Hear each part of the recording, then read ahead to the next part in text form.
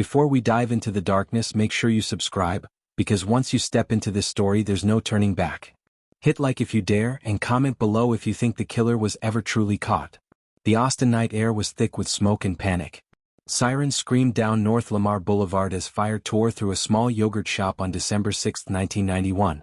Inside, the flames devoured everything, except the horror they left behind. When firefighters broke down the door, they expected a simple electrical fire. Instead they froze. 4 young girls lay inside, bound, gagged, lifeless. The oldest was 17. The youngest just 13. Their bodies were positioned with deliberate cruelty, as if the killer had staged a message. Detective Mark Alvarez was among the first on scene.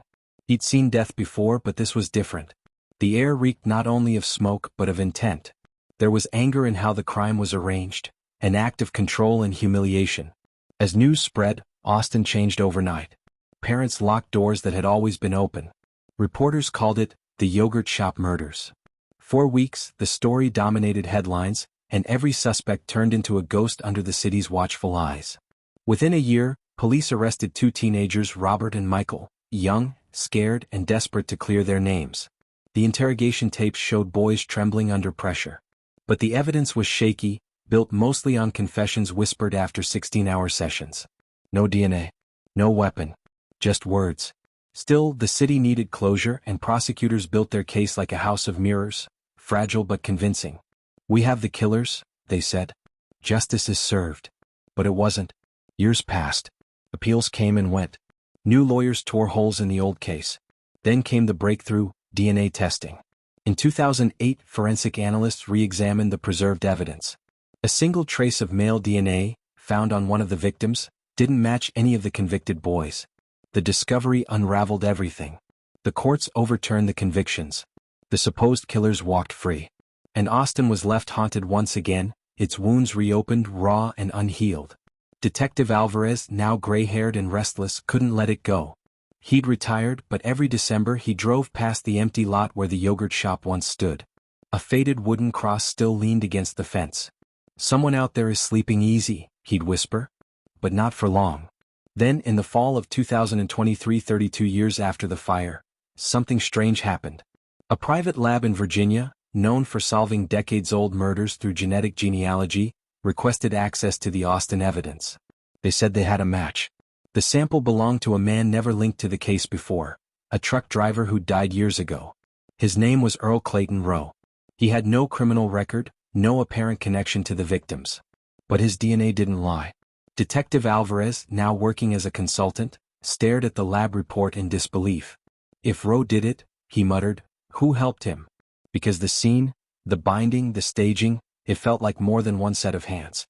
2 days later he received an anonymous email from a burner account. The message was just 6 words. "You found one. The other is alive." Attached was a single photo, a blurry image of a man standing near a dark, abandoned gas station just outside of Austin. The timestamp was recent. Alvarez printed the photo, heart pounding. The face in the shadows looked familiar, though he couldn't place it. His hands shook as he grabbed his jacket. After 3 decades of nightmares, he finally felt the old thrill of the chase. He didn't know that by midnight he'd wish he had never reopened the case. Because when the police traced that gas station photo and forced open its rusted back door, what they found inside would change everything. Remember, this isn't just a story, it's a descent into darkness.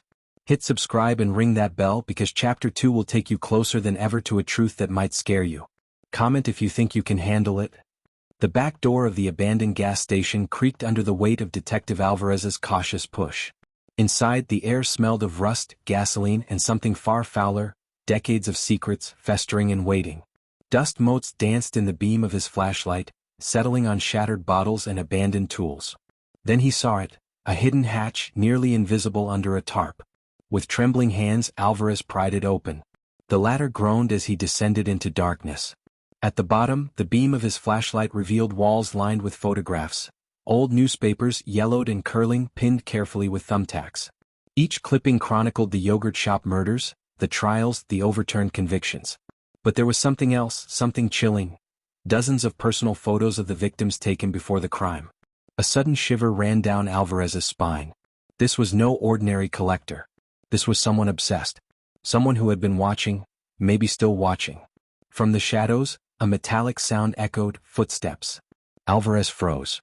Heart hammering, he gripped his flashlight like a weapon. "Who's there?" he demanded. Silence. Only the flicker of his flashlight betrayed movement. A shape emerged, a tall man, hunched, ragged clothes. His face was obscured, but Alvarez recognized the aura, the same meticulous cruelty that had orchestrated the yogurt shop scene decades ago. "Detective Alvarez," the man rasped. "You weren't supposed to come back." Alvarez's mind raced. Could this be an accomplice of Earl Clayton Rowe? Or worse, someone who had continued the crimes undetected? Before he could react, the man bolted. Alvarez pursued, racing through narrow corridors and rusted stairwells. Each step kicked up decades of dust, the air thick with tension. Outside, the night was silent, except for the crunch of broken glass underfoot. The chase ended in an alley where the suspect disappeared into the shadows. All Alvarez had was a torn sleeve, a scrap of clothing. He pocketed it carefully. DNA testing would follow, but he already knew this. The killer was clever, patient, and had waited years for this moment of exposure. Meanwhile, forensic analysts pored over the evidence. What they found next made the hairs on Alvarez's neck stand on end. The DNA from the scrap didn't match Rowe. It belonged to someone alive, someone who had slipped through the cracks all these years. Investigators dug deeper. They traced rental records, utility bills, and obscure social media posts. Slowly, a portrait emerged of a man who had been living in plain sight, working as a delivery driver, traveling across states, careful, invisible, and yet always within reach of his past crimes. Interviews with old acquaintances painted a terrifying picture. He was charming, ordinary, the kind of person who could walk a room unnoticed, while hiding the horrors he'd committed. Alvarez realized the full scope. Rowe may have acted, but this man, the accomplice, had orchestrated, manipulated, and stayed free for decades. Late one night, a call came from the lab. "We found fingerprints on the old evidence. They match the accomplice. He's registered under a new name, living less than 50 miles from Austin." Alvarez felt the weight of 32 years pressing down. He knew what he had to do, but every instinct screamed danger. This man had survived countless close calls, and he wouldn't go quietly. Alvarez's phone buzzed again. Another email, the same anonymous sender. "You think you're close. You're just stepping into his game. Watch your back." The detective's hands tightened around the steering wheel as he drove toward the suspect's last known address. The neighborhood seemed normal, almost idyllic. Children played in yards. Cars idled in driveways. And yet, behind one unassuming door, decades of terror waited, silent, patient, and ready. Alvarez parked 2 blocks away. Every step toward that house felt like moving through quicksand. The closer he got, the louder the heartbeat in his chest. When he finally reached the porch, he noticed something odd. The front door was ajar. A single step inside revealed a room transformed into a shrine. Photographs of the victims, meticulously preserved items from the yogurt shop, personal notes, and, at the center, a small box containing dozens of objects with a chilling familiarity. Alvarez's stomach turned. He knew in an instant, the story wasn't just about catching a killer. It was about confronting someone who had shaped fear itself. Someone who had waited decades watching the city heal, only to remind it of the darkness that never left. And then, in the corner of the room, a movement. A figure stepped out from the shadows.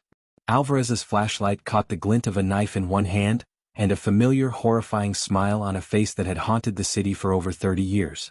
Brace yourself. This is the chapter where the darkness closes in.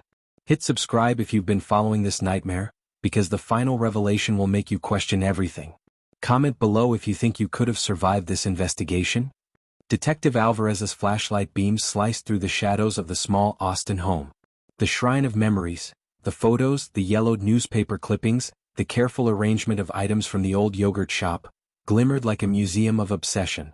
And there, in the corner, stood the man, tall, thin, and impossibly calm, knife in hand, his eyes reflecting the decades of cruelty he had carefully hidden from the world.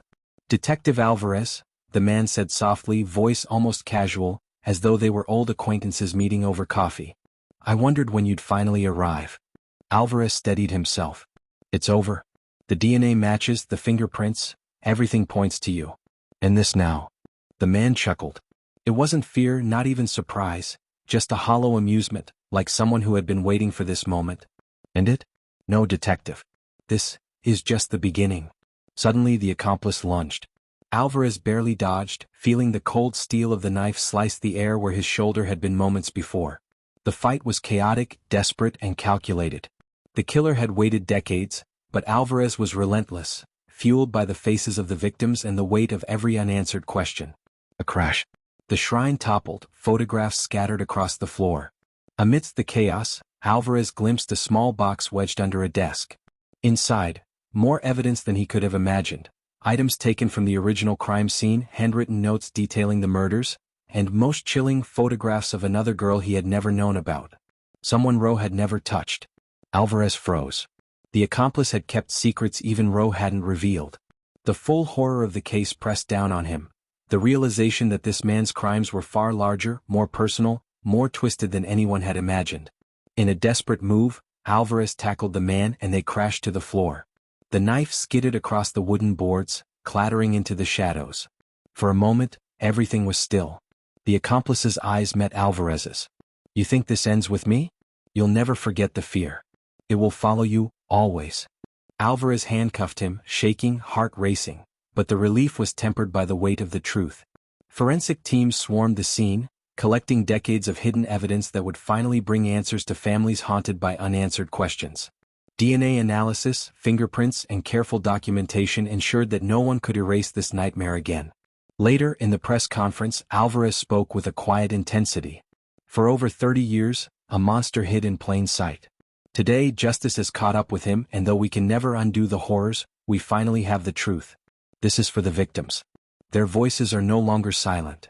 But even as the man was taken away, the city of Austin couldn't shake the shadow he left behind. Neighbors whispered about strange noises in empty houses, about shadows glimpsed from their windows.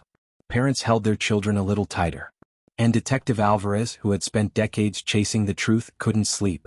He knew the human capacity for evil didn't die, it only waited, patient, unseen. 3 months later, a startling report arrived at the precinct. Another body had been discovered, located in a remote cabin on the outskirts of the state. The crime scene bore the same signature. The meticulous arrangements, the personal items, the chilling obsession. DNA confirmed what Alvarez feared. It was connected to the same network, the same accomplice, even if that man was behind bars. Alvarez stared at the photograph, hands trembling. The story was over, yet the terror wasn't. They thought the killer was finally caught. But the darkness had never truly left. "Some cases aren't solved. They're only postponed," Alvarez whispered. And somewhere, in the shadows of Austin, the next chapter of fear waited. If you think this story was intense, hit subscribe so you don't miss the next chilling investigation. The past is never truly buried.